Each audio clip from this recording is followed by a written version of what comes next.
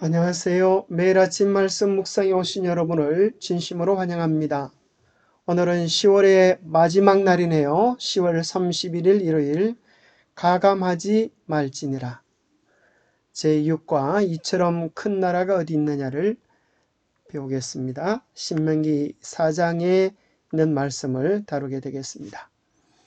기억절입니다. 오늘 내가 너희에게 선포하는 이 율법과 같이 그 규례와 법도가 공의로운 큰 나라가 어디 있느냐. 신명기 4장 8절. 생각할 문제. 모세는 왜 율법을 가감하지 말라고 했을까요? 예수님은 왜 율법을 가감하지 말라고 하셨습니까? 오늘 우리에게 주는 교훈은 무엇입니까?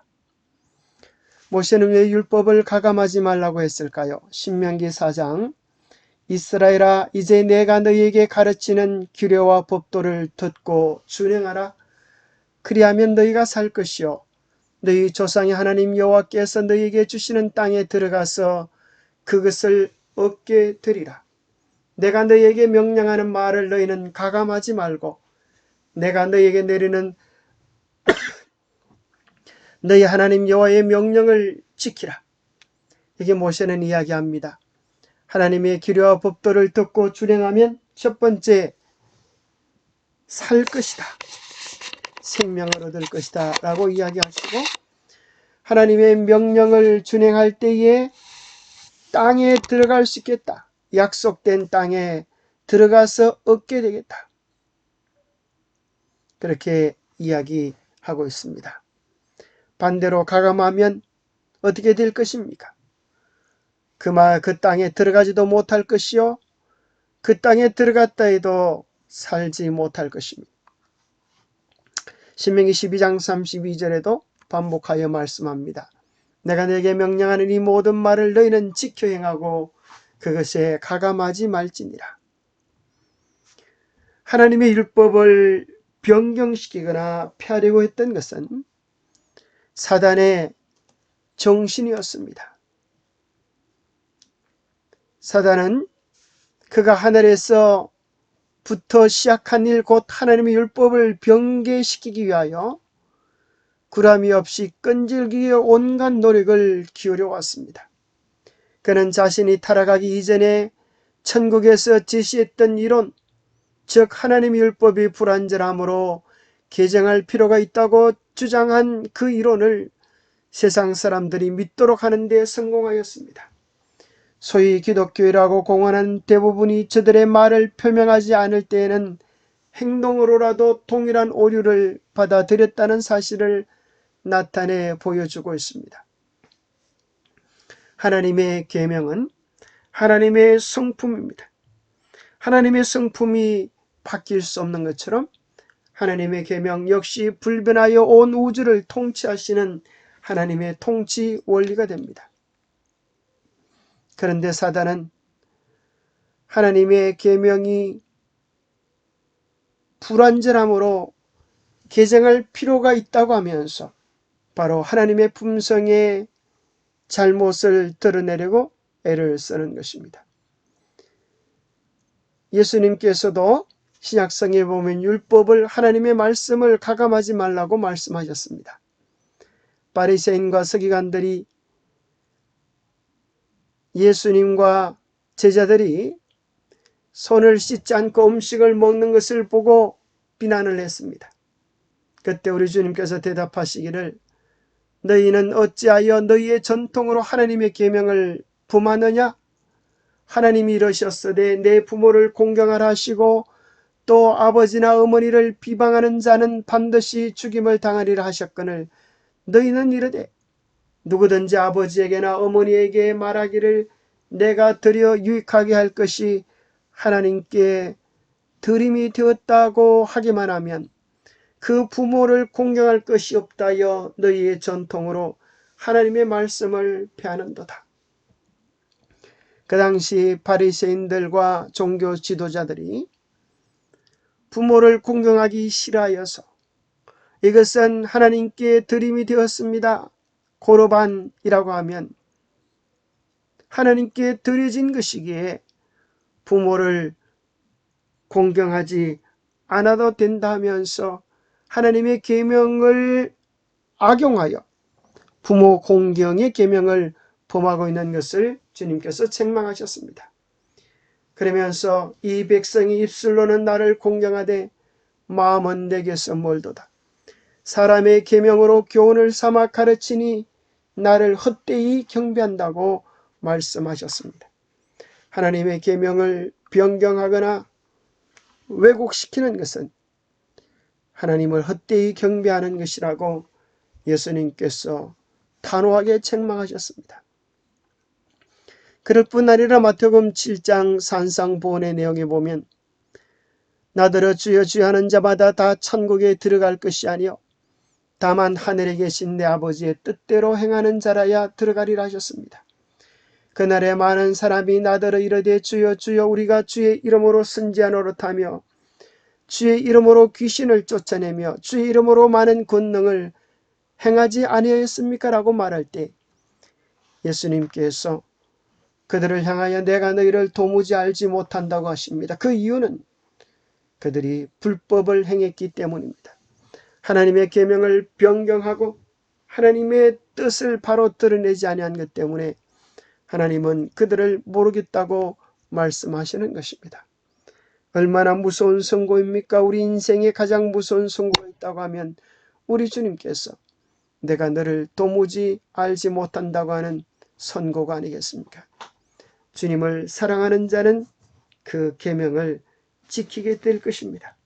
사랑하노라고 그 계명을 지키지 아니하는 자는 거짓말하는 자라고 요한일서에 기록해주고 있는 것입니다. 오늘 우리에게 주는 교훈, 영감의 교훈에는 이렇게 말씀합니다. 완전한 하나님의 율법. 하나님의 율법은 변경이 필요 없을 만큼 완전하므로 죄악적인 사람이 스스로의 힘으로 율법이 요구하는 표준에 도달한다는 것은 불가능하다. 이것이 바로 예수께서 구속주로 오신 이유였다. 예수님의 사명은 사람들을 신의 성품에 참여하는 자로 만들어 하나님의 율법의 원칙과 조화되게 하는 것이었다.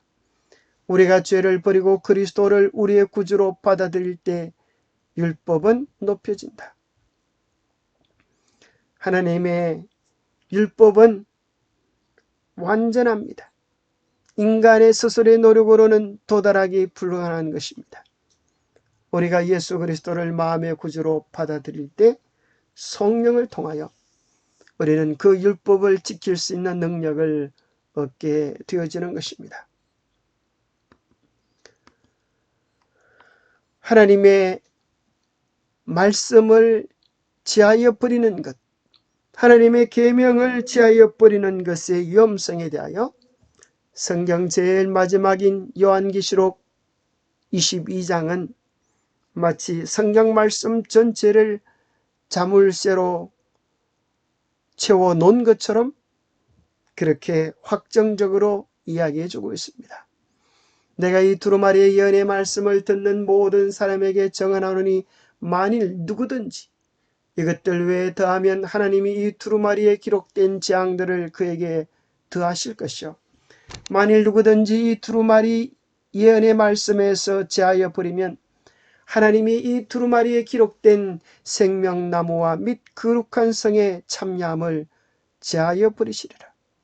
하나님의 말씀은 결코 인간의 뜻과 생각으로 가감할 수 없는 중대한 생명의 말씀이기에 만약 너희들이 이 말씀 외에 다른 내용을 더하면 나도 더하겠다. 너희들이 이 말씀 외에 다른 것을 더하면 이 말씀에 기록된 재앙을 더하겠다고 하십니다.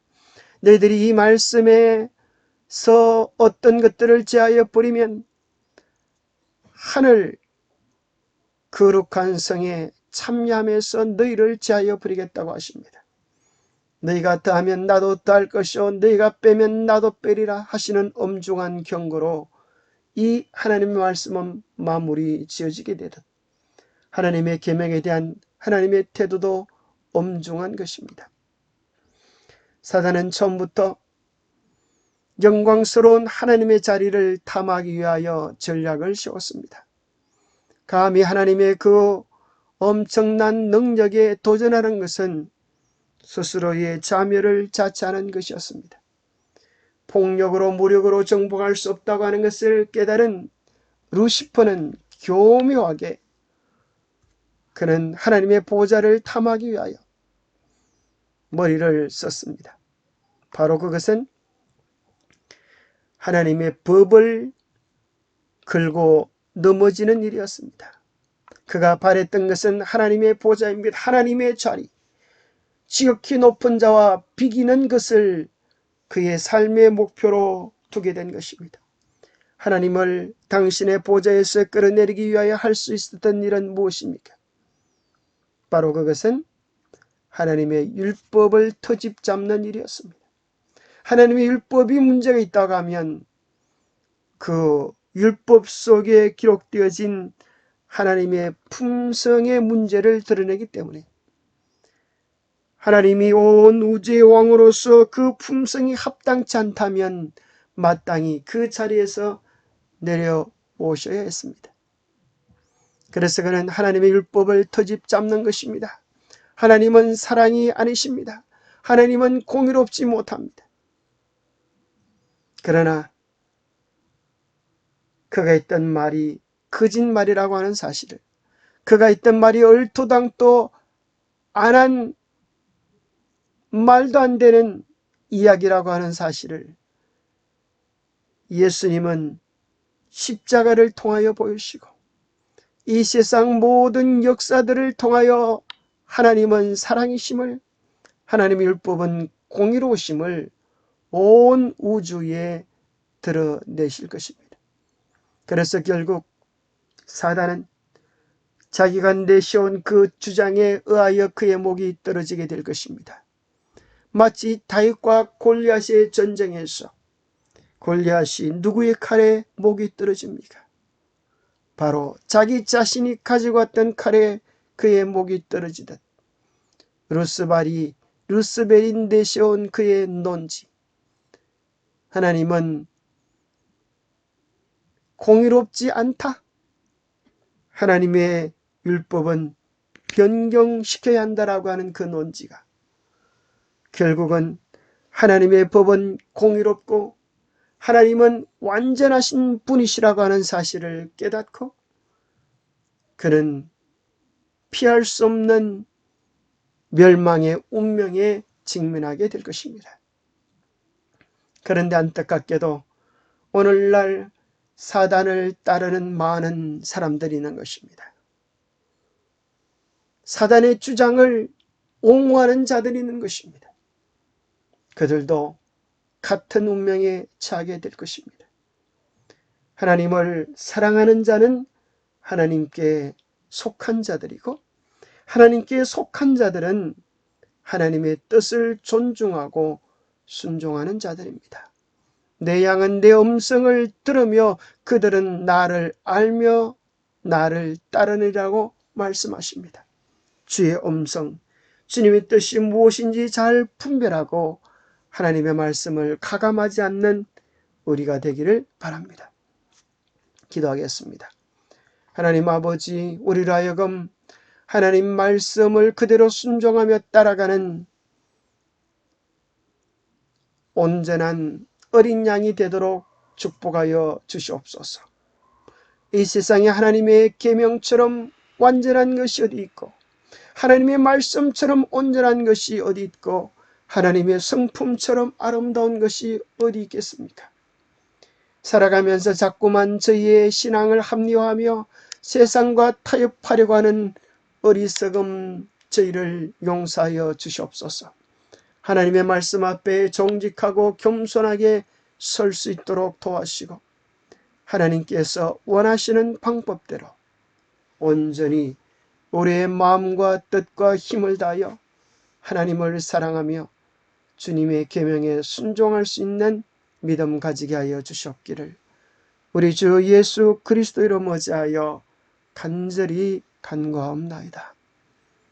감사합니다. 하나님을 사랑하고 그 계명을 존중하는 우리 모두가 되시기를 축복합니다. 감사합니다.